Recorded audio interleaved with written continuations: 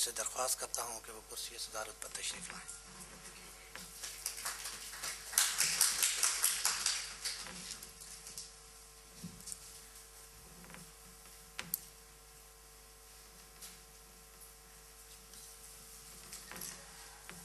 The first speaker of this seminar will be Dr. Qamar Zaman Sahib, who has a long history of political activism within United Kashmir People's National Party. میں ان سے درخواست کرتا ہوں کہ وہ stage پر تشریف لائیں اور اپنے خیالات کہہ دیں. شکریہ.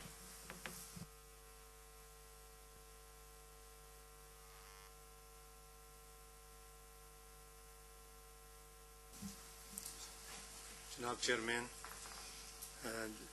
یو کے پی این پی سردار شوکت صاحب، جناب جمیل مسعود صاحب اور سائمین، آج ہم جس موضوع کے اوپر ڈسکشن کرنا چاہتے ہیں ریاست جموں کشمیر کے پرابلم کے اوپر، یہ کہ ریاست جموں کشمیر کے مسائل کیسے پیدا ہوئے. ہم لوگوں کی جو جیسے ہمیں اپنی ریاست جموں کشمیر کی تاریخ پڑھائی گئی اور جیسے ہمیں بتایا گیا کہ ریاست جموں کشمیر کے مسائل جو ہیں وہ جو ہے 47 میں پیدا ہوئے، کیسے پیدا ہوئے، تو اس کے اوپر کچھ ڈسکس کرنا چاہتے ہیں کہ جموں کشمیر ایک ریاست کے طور پر 1846 میں وجود میں آئی. اس سے پہلے جیسے ہمیں ہر وقت ہماری تاریخ مسق ہوتی رہی اور اسپیشلی مسق کرنے کا ایک پلان کے تحت مسق کی گئی، اور ہمیں یہ بتایا جاتا رہا ہے کہ ڈوگرا راج جو ہے وہ وہاں سے ہماری غلامی کا راج شروع ہوتا ہے. حقیقت میں اگر دیکھا جائے تو ریاست جموں کشمیر کی قومی تشکیل جو قومی ریاست کے طور پر وہ 1846 میں مہاراجہ گلاب سنگھ اور ڈوگرا خاندان کی وجہ سے وجود میں آئی، اور انہوں نے ایک قومی ریاست کی تشکیل دی. اس سے پہلے یورپین قومیں جو ہے وہ 300 سال تک اسٹرگل کرتی رہیں تاکہ ایک قومی ریاست وجود میں آ سکے. وہاں سے ہماری ہسٹری کا آغاز ہوتا ہے، اور یہ ہماری قومی ریاست جو ہے وہ 100 سال تک برقرار رہی. 100 سال کے بعد جو ہماری ایک بہت بڑی قوم کے ساتھ ٹریجڈی ہوئی، جس کی وجہ سے ہماری پوری نیشن اور ہمارا ملک تقسیم ہو گیا. اور بنیادی طور پر اگر جو پرابلم پیدا ہوئی، جس سے چونکہ 3 جون 1947 کا جو تقسیم ہند کا منصوبہ تھا جو برٹش پارلیمنٹ نے منظور کیا تھا، اس کے مطابق ریاستوں کے راجوں کو یہ حق دیا گیا تھا کہ وہ فیصلہ کریں کہ وہ کس کے ساتھ رہنا چاہتے ہیں، انڈین یونین کے ساتھ یا پاکستان کے ساتھ. تو چونکہ جموں کشمیر کے مہاراجا نے اسٹینڈ اینڈ اسٹیل کا معاہدہ کر کے جو اس کو ریاست کو جوں توں کی پوزیشن میں رکھنا چاہتے تھے، لیکن پاکستان کے مداخلت کاروں کی وجہ سے اس کو مجبور ہونا پڑا کہ ایک عارضی ایکٹ کیا جائے. اور اصل میں ہندوستان کا جموں کشمیر کے اندر اپنی فوجیں بھیجنا اور وہاں ہندوستان کے ساتھ عارضی جو ہلاک ہوا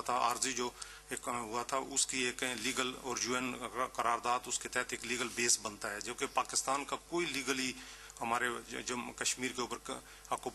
پاکستانی آکوپائڈ کشمیر کا کوئی بیس لیگل ہے ہی نہیں، اس کا سرے سے کوئی بیس ہی نہیں بنتا اس کی فوجوں کا وہاں ہونا. اور UN نے کتنی دفعہ قراردادیں بھی پاس کی ہیں کہ جو ہے نا مداخلت کاروں کو یہاں سے اور پاکستان اپنی فوجوں کو نکالے گا، اس صورت میں یہاں ایک رائے شماری ہو سکتی ہے.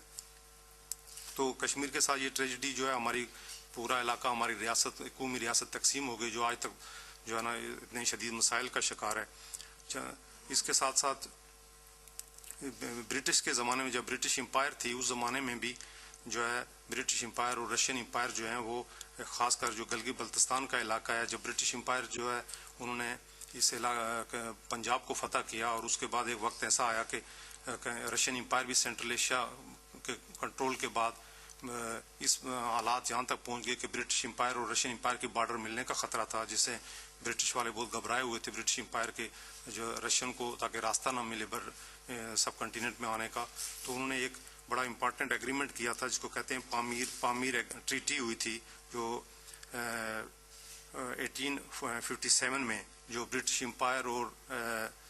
رشین امپائر کے درمیان ہوئی تھی، جس میں یہ طے کیا گیا تھا کہ گلگت بلتستان اور گلگت بلتستان کا علاقہ جو ہے اس اور علاقے میں برٹش داخل نہیں ہوں گے. اور اس لیے مہاراجا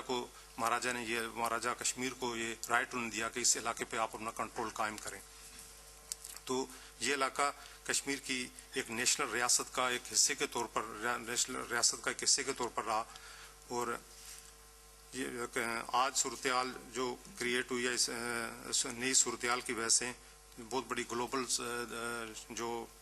وار ہو رہی ہے اور گلوبل دنیا کی بڑی طاقتیں اس میں انوالو ہیں. اس میں وہ چاہتی ہیں کہ ہم اس علاقے کو ایک پلیس ڈارم کے طور پر ایک جو ہے نا بیس کیمپ کے طور پر استعمال کیا جائے. نہ صرف ان قوتوں کا جموں کشمیر کی قومی ریاست یا اس کی آزادی سے کوئی تعلق نہیں ہے, بلکہ وہ اس کو انڈیا کے خلاف ایک ویپنز کے طور پر ایکسٹریمزم اور ریلیجیس کے ویپن کے طور پر اس بیس کو استعمال کرنا چاہتے ہیں. تو آج جو پاکستان کی جو انٹرنیشنل ذمہ داریاں جو بنتی ہیں کہ وہ اس مسئلے کے اوپر جو پاکستان نے جو پہلا قدم اٹھایا ہوا ہے, چونکہ یہ علاقہ اتنا ہی جیو پولیٹیکلی بہت ہی امپورٹنٹ علاقہ ہے, تو یہ پہلا قدم جو پاکستان نے جو ابھی آرڈیننس جاری کیا ہے,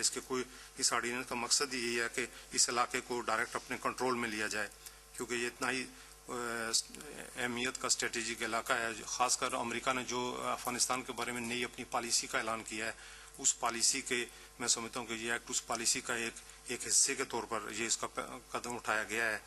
کہ اس ریجن کے اوپر مکمل اپنا کنٹرول رکھا جائے. اس کے علاوہ جموں کشمیر کے اندر ایک ہماری قوم کے ساتھ بہت بڑی ٹریجڈی رہی ہے کہ کبھی بھی ہمارے یہاں ایک نیشنل انٹرسٹ کا جو ہے نا کشمیر کی جو نیشنل انٹرسٹ ہے اس کا تصور جو ہے نا وہ کبھی بھی جو ہے نا قائم نہیں ہو سکا. نہ ہم اپنی جنریشن کی کوئی جو ہے نا ہم لوگوں سے پہلے یا ہماری جنریشن میں کوئی اس کا تربیت ہو سکی کہ ہم ایک اپنی نیشنل انٹرسٹ کے بارے میں سوچیں کہ کشمیری قوم کی نیشنل انٹرسٹ کیا ہے. ہمارے یہاں مایوسی بھی طاری ہو جاتی ہے, 65 سال میں کچھ بھی نہیں ہوا کشمیر کا. تو آپ یورپین ہسٹری میں دیکھیں کہ آئرش قوم جو ہے وہ 700 سال سے لڑتی رہی, ہر سال انہوں نے بغاوتیں کی, وہ بغاوتیں تباہ بھی ہوتی رہیں, لاکھوں لوگ آدھی آئرش پاپولیشن جو امریکہ میں شفٹ ہو گئی, لیکن یہ جدوجہد 700 سال تو جاری رہی. اس کے بعد انہوں نے برٹش امپائر سے آزادی لی. تو اس کے لیے ضروری ہے کہ ہماری قوم اپنی نیشنل آئیڈینٹیفیکیشن اور نیشنل انٹرسٹ جو ہے اس کا جو ہے نا ہمیں ایک پلیٹ فارم پہ جمع ہو کے اس کے بارے میں سوچیں کہ ہماری نیشنل انٹرسٹ کس میں بنتی ہے, کیونکہ ہمارے اس پرابلم کے اندر آس پاس کی قوتیں, آس پاس کے جو بڑی بڑی طاقتیں ہیں وہ بھی اس میں بہت انٹرسٹڈ ہیں, اور ہمیں کسی بھی لائن پہ کھینچ کے لے ہر قوت اس طاقت میں اس پروگرام میں ہے کہ ان کو اپنی کسی لائن پر لے کے جائے, لیکن ہمیں اپنی نیشنل انٹرسٹ کے گرد جمع ہو جانا چاہیے اور اپنی آئندہ نسل کو بھی اسی میں تربیت کرنی چاہیے. شکریہ سر, مہربانی. تھینکس.